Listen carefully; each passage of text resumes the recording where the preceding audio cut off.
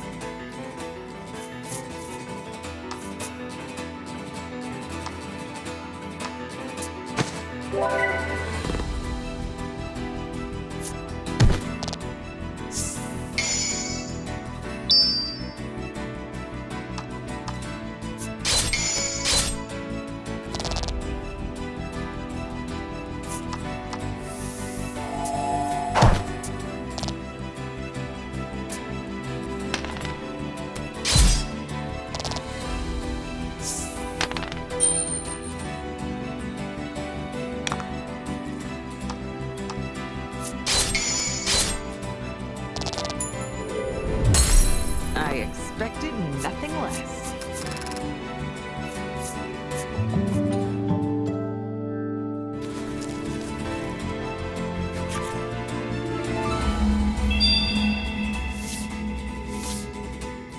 You successfully defeat the beast, and your breathing is ragged after having avenged your village. Let's report back, the boy says, and the two of you return to Steelborough. If you choose leave, you decide to leave the mines behind right away.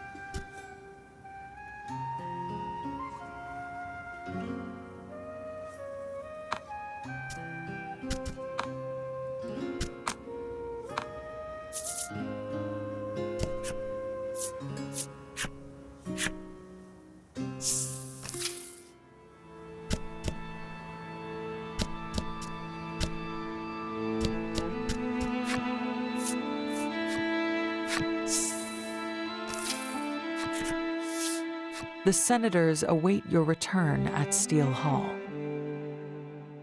When you tell them you have defeated the Primal, they demand you give them the card. Why? You ask, not liking their tone. We're declaring war on the neighboring town, they tell you. The Primal's power will ensure our victory. Fighting beasts is hard enough, and now they want to fight other humans? I'm keeping the card. One of the men then turns to the boy and shouts, "Get that." As ordered, the boy pushes you and takes the Steel Primal's card.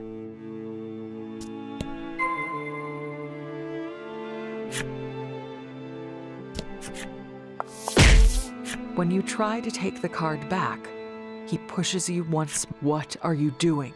one of the senators roars. "Give me that card this instant." He approaches the boy, and then the senators, taken aback, demand to know what the boy is doing. "Getting revenge," he answers with a twisted grin. "Did you forget who took you in, you fool?" one senator demands. The boy spits and glares at the men.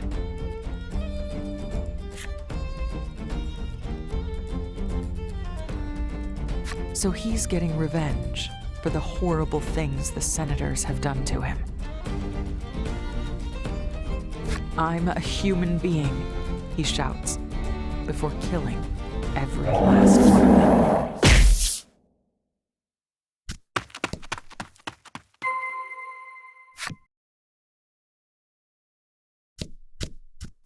You can barely stand to look at their mangled corpses.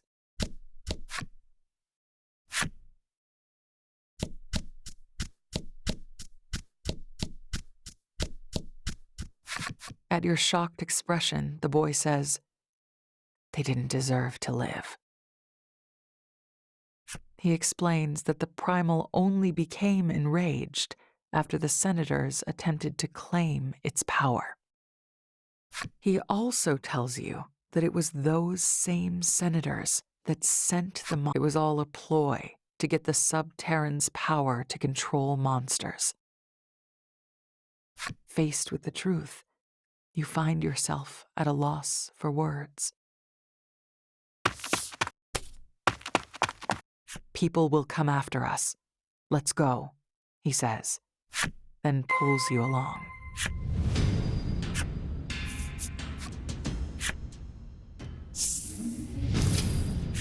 We'll take a sand skiff and flee, he tells you. He claims there are plenty of them in Steelborough.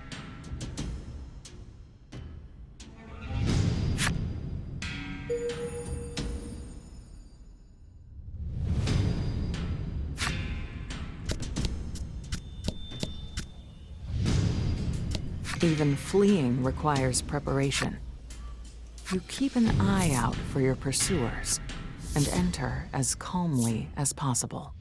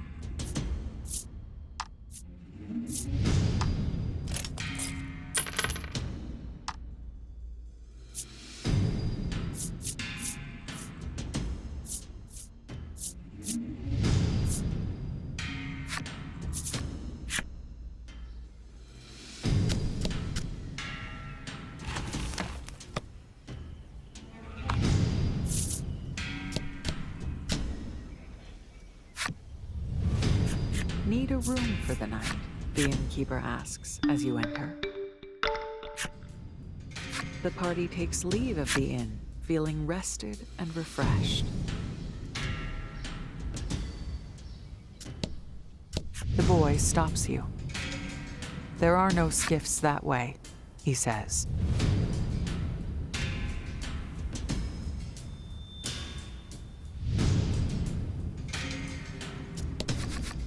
Just as the boy said, there are several sand skiffs. Let's take one. Hurry, he says, running toward the boats. You scramble after him.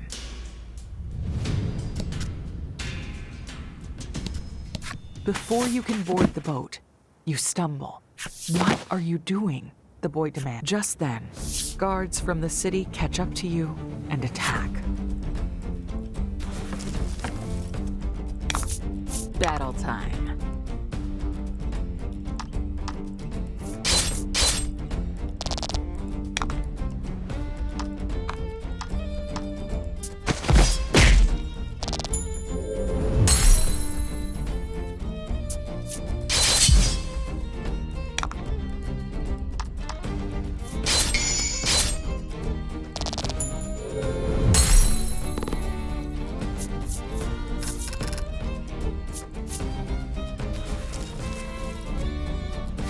Destroy the other boats so they can't come after us, he instructs.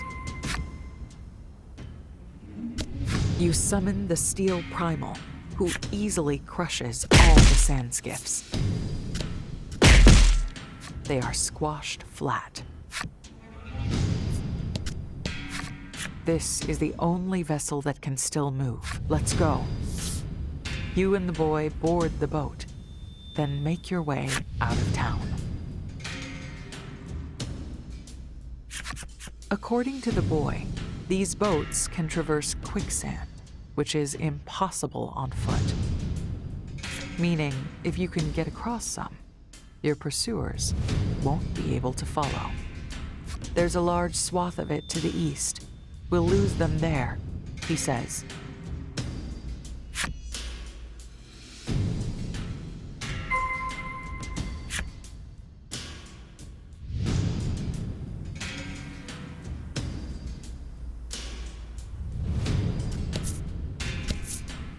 You plunge the sand skiff over the quicksand, then cautiously look around.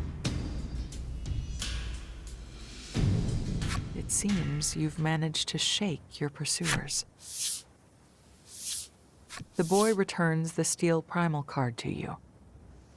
I'm sorry for using it, he said. You take the card back from him. What do we do now? You whisper. You've both gotten your revenge. Neither of you had any plans beyond that.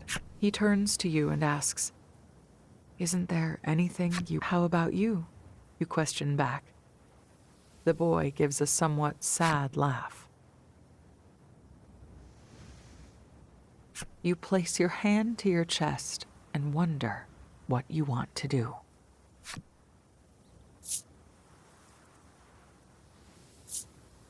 You suddenly remember the dream you confessed to your plush animal. I want to see the stars, you say. It's been your dream since you were young. The boy nods. I'll show you the most beautiful stars in the world, he says. Then you take it.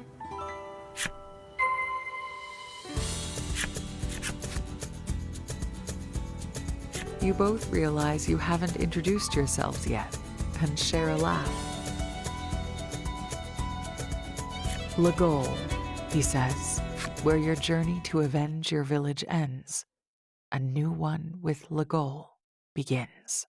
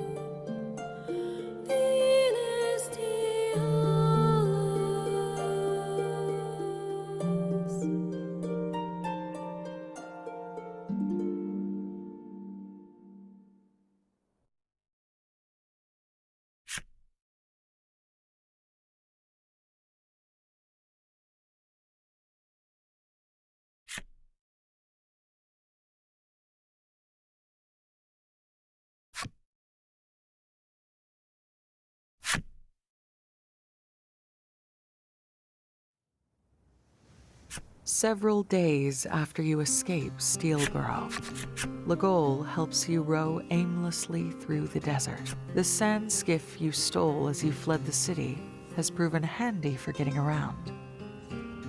But there isn't a scrap of food, nor a drop of water. You probably should have had more of a plan, you think to yourself. The two of you row in complete silence. You fear if you make so much as a peep, the sheer effort involved will cause you to collapse. You propel the boat forward with all your might, when suddenly, a patch of quicksand swallows your sand skiff whole. Where are we?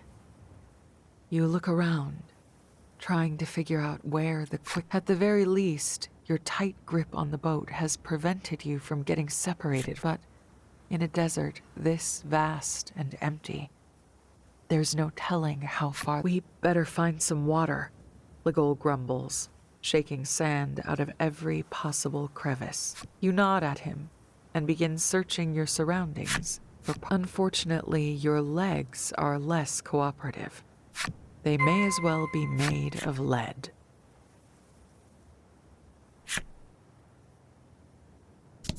You're so thirsty, even the act of breathing feels painful. The sun's rays beat down upon you. It's to snatch it up, but it's empty. You lift your head. There before you, impossibly, walks no. You shake your head. That as consciousness threatens to forsake you, you catch sight of a young man. You've come at a very good time, he chirps.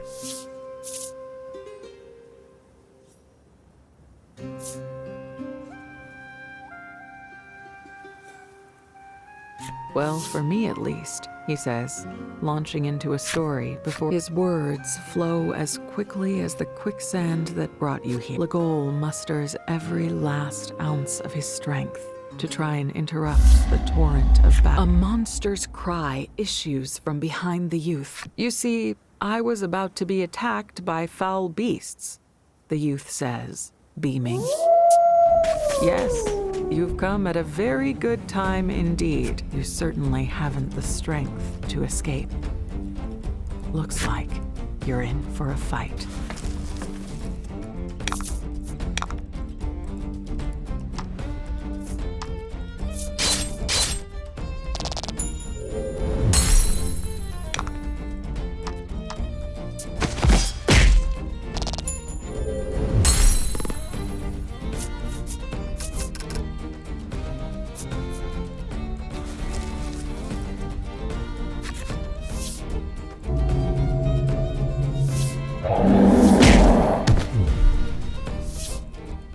Calling upon the steel primal helped you fell the monsters. What on earth was that? The youth says, rushing up behind you from his vantage point. He peppers you with questions and comments. That was the steel primal, wasn't it? The fact that you can control it means you're one of the fabled I had no idea you actually existed. Well, if today isn't my lucky day, if you don't mind, I have deduced that the card you're holding there is the key to controlling them, but beyond that, Whew. He pays your pained expression no mind as he carries on. Finally, the young man's name is Polka, and he's on a long, winding journey in pursuit of monsters to study. As if you hadn't heard enough, he asks if you'd like to hear an explanation about the primals.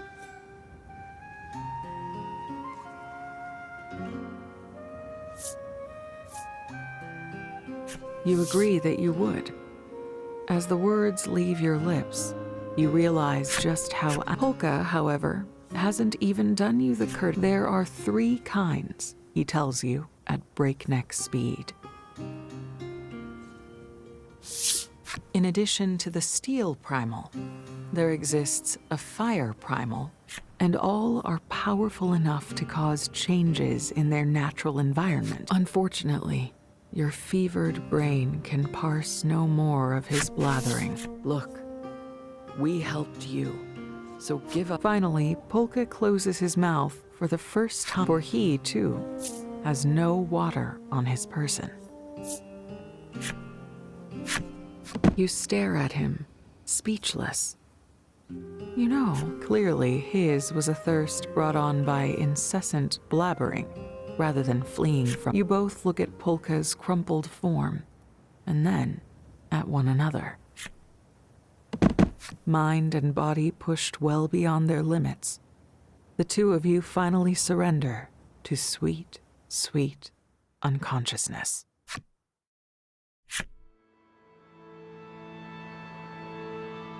You awaken to find yourself lying down, startled. You leap to your feet. Well, you seem much better, a woman says sweetly as she enters.